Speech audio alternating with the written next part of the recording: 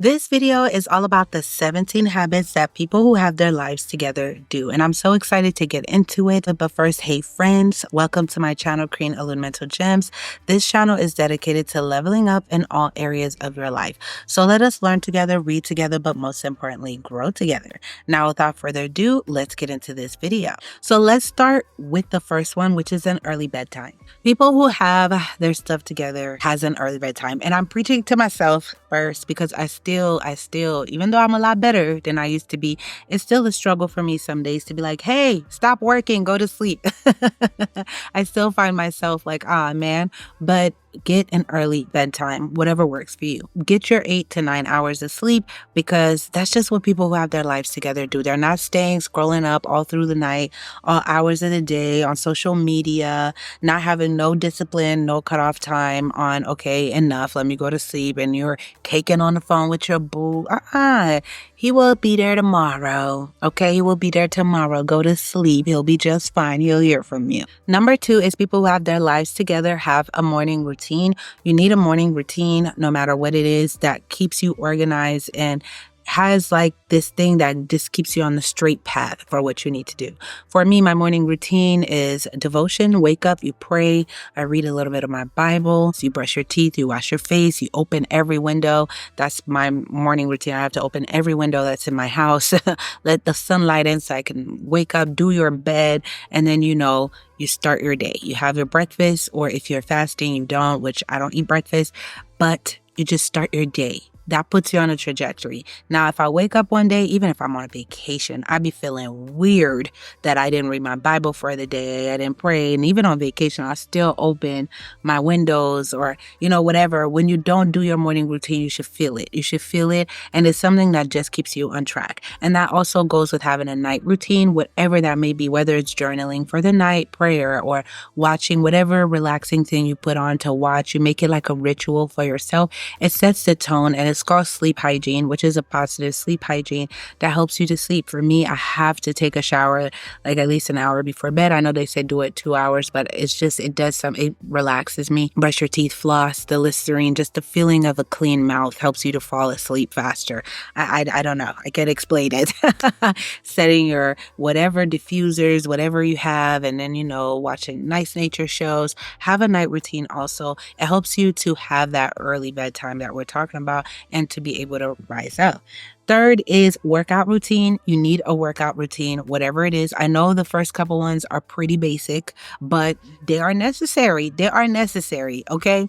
But you need a workout routine because someone who has their lives together definitely has their health together. And you can't have your health together if you're not moving your body and you're complacent. You're giving yourself time to have blood clots, to have hypertension, and all of these things that comes from obesity too. So have a workout routine, even if it's to walk 30 minutes a day or an at-home workout. You do 50 crunches, this and that. But now I make sure I cannot go throughout my day without working out some way, some form.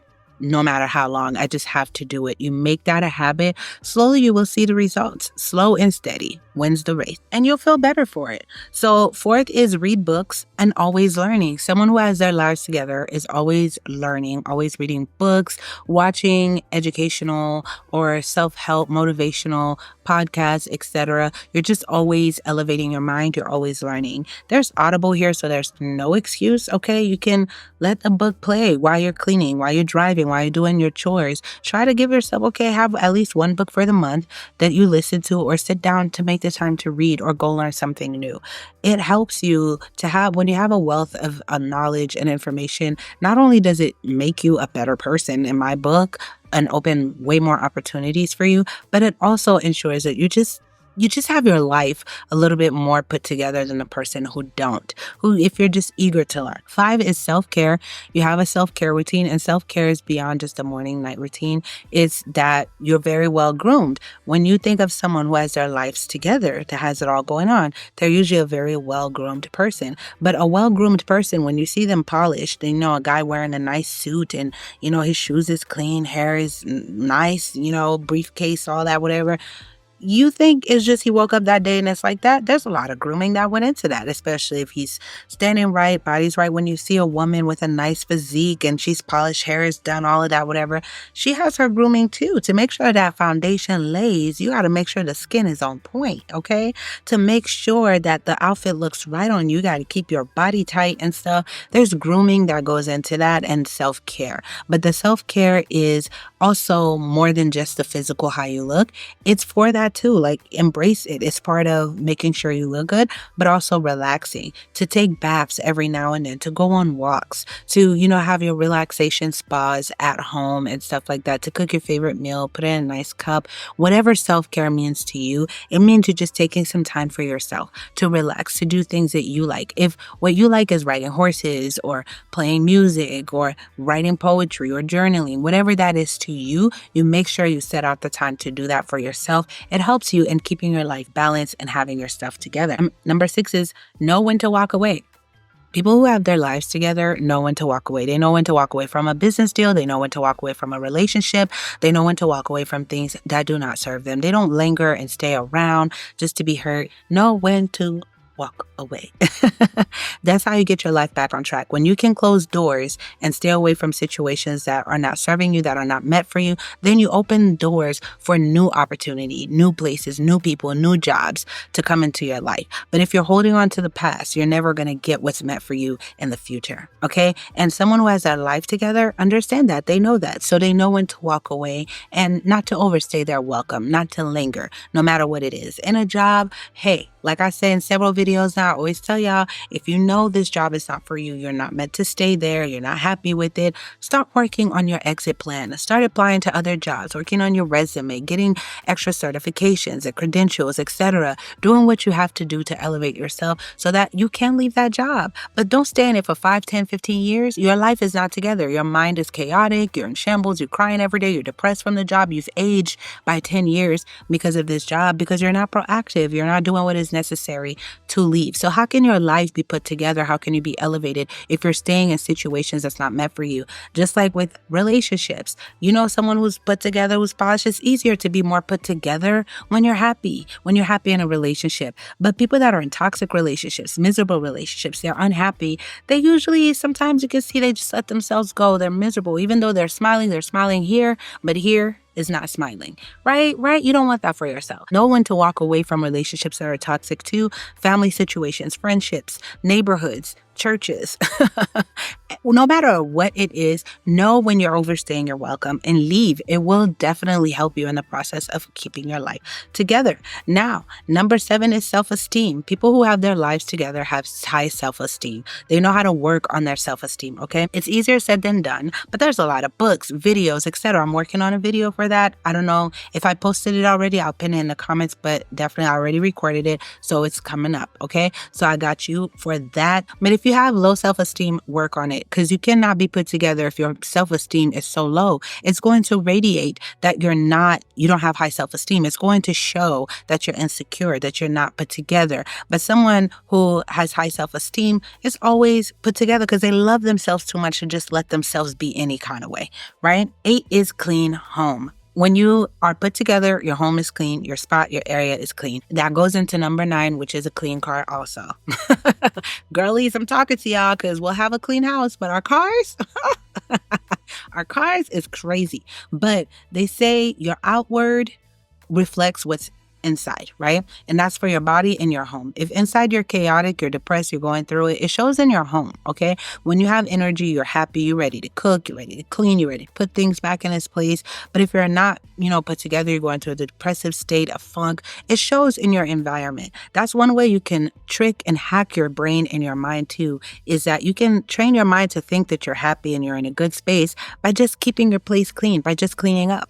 Period. You can hack your brain into believing that everything is all good if you just do that. But keeping a clean and maintaining a clean spot is always going to do the job of making you overall feel put together. When you can just wake up, and if you have a little mini home office or you're doing homework, it's better to do homework, to study, to read in a clean environment. It's better to do your self-care. Can you imagine doing your self-care and pampering yourself in a dirty, filthy bathroom with mold and all of this, whatever in your room? Is the bed's not made, clothes is everywhere and stuff, and then you just got out of tub, did your face mask, and now you're going to lay on a dirty bed. It just doesn't feel right, right? So person that has their life together, that's doing all the other things that we previously mentioned, always have a clean home and a clean car. Because after you've done all of this and then you go in your car and your car is filthy, it's embarrassing. Number 10 is savings. Someone who has their life together has savings. They have money for rainy day. They're not out here stressed for money all the time.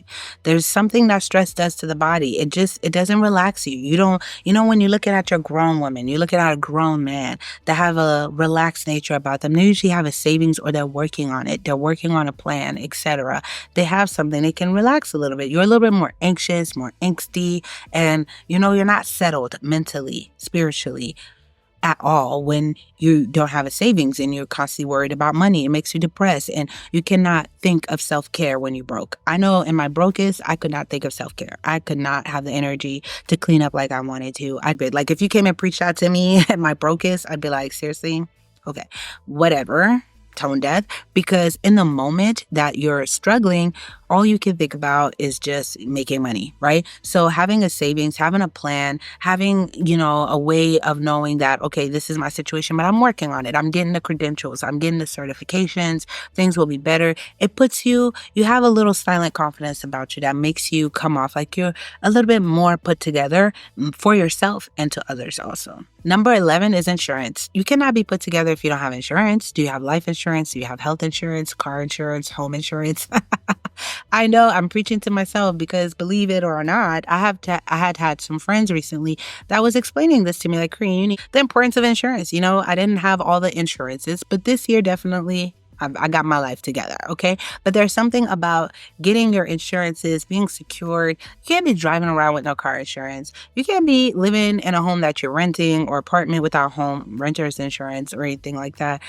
Anything could happen to you any time of day. You need insurance. Dental, medical, whatever the situation, have insurance. It's a silent calm and confidence when you do. Hey, you're not going to worry about a hefty doctor's bill, or if you, God forbid, you got into a car accident, your insurance is going to take care of that, give you a rental, whatever. You're not going to be a burden to others. Say, God forbid, you hit somebody else and now you can't help because you don't have insurance. It just gives you a calm that helps make your life a lot more put together. Number 12 is a person who has their life together, pays their bills on time. They just up to date with their bills, have a schedule, have a planner. A lot of people, if you have it like that, you can get an accountant, you can get someone to look over your finances and books, but it's really not that serious. I don't know if it's because I work for a financial firm for so long, but it's just natural to have your spreadsheets, your bill just right. I can actually comment below if you want a video on how to keep up with your bills and how to, create a plan spreadsheet to manage the times that you pay, but have the dates there and you keep up with it, and then what's coming into your account, what's coming out, because that's all an accountant is going to do for you. That's all they're just going to look into your finances going on. It's different to get a banker, like an investment banker. When you're doing investment, you want somebody to look over and advise you, get a financial advisor, etc. for certain things. There is room for that. I know, okay, whatever. I understand that. But with things like keeping up with your bills, paying bills on time, and with your savings and stuff, you don't need to hire somebody for that. You can do that yourself, even if it's on your phones with the notes, and then you have the layout with bullet points and stuff. You keep up with the dates to pay your bills on time. Don't be always late on payments. And if you live in America, you know what that can do to your credit. You need your credit to be tip-top shape. And then when you can see what you have to pay and when you have it memorized, it helps you to not overspend, to not be reckless. But a lot of you guys are not keeping up with that, and y'all constantly stress every month. It's chaotic and your life is not together. When things are chaotic, your life is not together. And when things are more organized, your life is together. To know the due dates for things, and you're not every month tripping, oh, I don't have it, blah, blah, blah, blah, blah. Trust me. Number 13 is doesn't waste time on drama. A person who has their life together is not going to waste time on drama. Like, you see drama coming, you flee. You flee like Joseph. No to drama, say no to drama. You don't have the time for it. That's self-explanatory. I don't know. You just don't see a polished, nice girl, prim and proper. fighting and yelling and throwing drinks and doing all of that. It's just not going to happen. Or a guy, a businessman that's respectable, that's, you're just not going to see him engaging in those type of situations. So it's no to that. When you have your life together, you need to cut it off. You don't have time for drama. And I have a video that talks about that. How to avoid drama and stay away from it. I think I'll pin that in the comments for you guys, okay? Number 14 is polish ironed clothes, okay? There's a physical aspect of having your life together. Your clothes have to be polished. It has to be clean. Your clothes have to be clean. You have to be polished. Your clothes has to be ironed. Your hair, whatever is for you, okay? Like, polish doesn't mean every hair is neatly in place. There's some that likes a messy bun or a little bit of volume, curl, fluffy, whatever makeup that you like for your personality type. But it's done in a way because people have different styles, more eclectic, more eccentric, more Afrocentric. They have different types of styles and personalities that reflect their makeup and hair, but it's put together. It makes sense. You don't have stains all over your clothes. They're not dirty. They're ironed. Everything is just put together in that sense. People who have their life together pay attention to those little things. Number 15 is drinks water and eats vegetables. That goes with the workout routine. Someone who has their lives together is not cringing at eating a carrot or vegetables, okay? Drinking water. You're not drinking soda and Starbucks every day. Some of y'all are just surviving on Starbucks, alcohol, and soda. And then you try to rehydrate with Pedialyte and Gatorade. And I'm talking to you. No, ma'am. Drink some water. Okay? Eat some vegetables. Have a salad with some vegetables before your meal. Like, it's okay to indulge every now and then. I eat bad every now and then. I'll indulge in something that, is not the healthiest, but then you come back every single time and your body will love you for your energy levels. You'll just be a lot more put together, okay? Number 16 is live at peace with others. You cannot be a well put together person.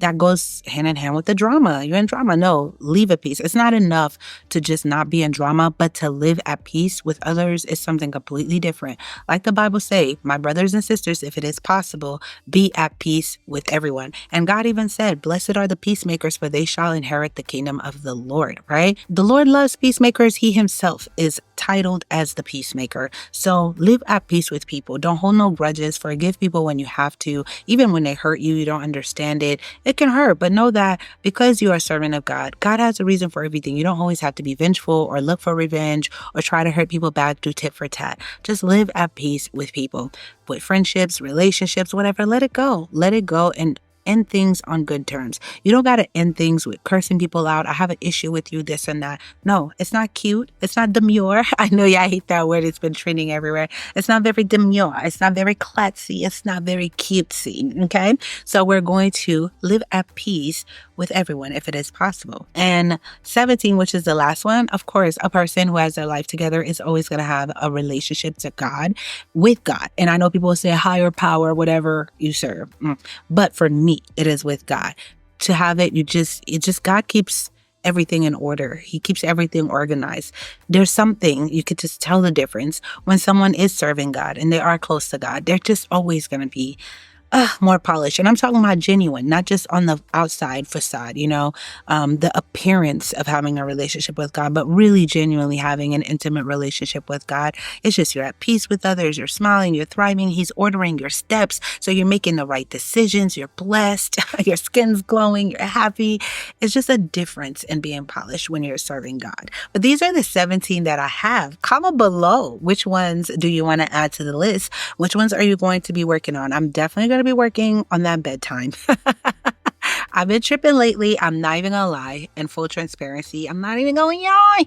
I've been tripping. So I'm going to work on that bedtime to make sure I am having a good, decent bedtime, okay? I've been getting my 8 hours, but I definitely been sleeping a little late. But I love you guys so much. Thank you for tuning in. I will see you guys in the next video.